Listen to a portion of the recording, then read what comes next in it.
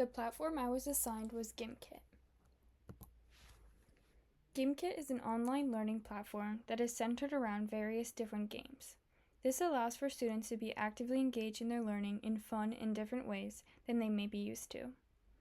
Gimkit is designed for individual use and group use, as it has a live feature as well as self-paced games or quizzes. These games can be created by the educator and customized according to the subject and content area of the class. There is also available pre-made games and quizzes on hundreds of different topics if needed. Both students and teachers can use gimkit for their individual needs, whether it's educating or becoming educated. Gimkit can be used in and outside the classroom for many different purposes.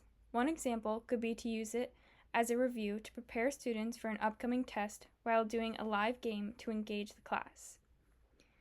Gimkit games could also be used for teamwork with the different team modes available to promote community learning in the classroom. A third example could be teachers using gimkit to assign quizzes as a formative assessment so they could see where their students were at and what they need more time on.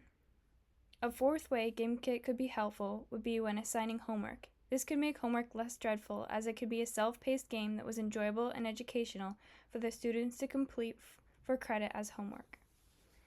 Lastly, this program can accurately show educators their students' progress as it tracks the scores and shows the data of how students are performing on their created games and quizzes to give feedback to teachers and inform them where they might need to spend more time.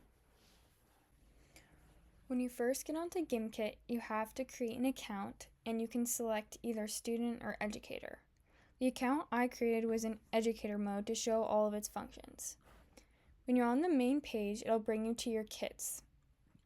For example, I made one here, and you can either play live or assign homework. If you select live, it will bring you to a series of games you can choose from. Once you select one,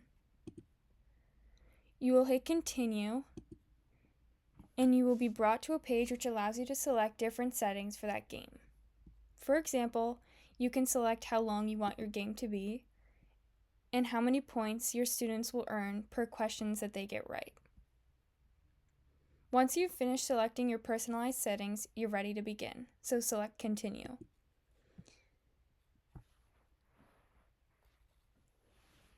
It will then present you with a code that your students can type in to join. Back at the home page, you will see a tab for reports.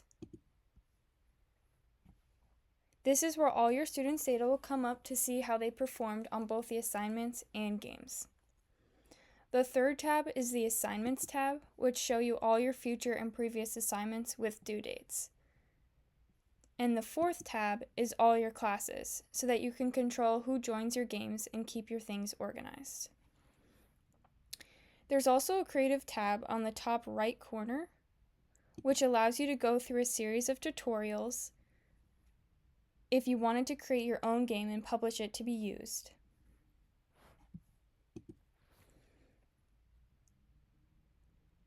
And the other tab is the Rewards tab. Here you can see how many points you have earned while playing games. This is especially useful for students because it's a good incentive for students to keep playing and trying.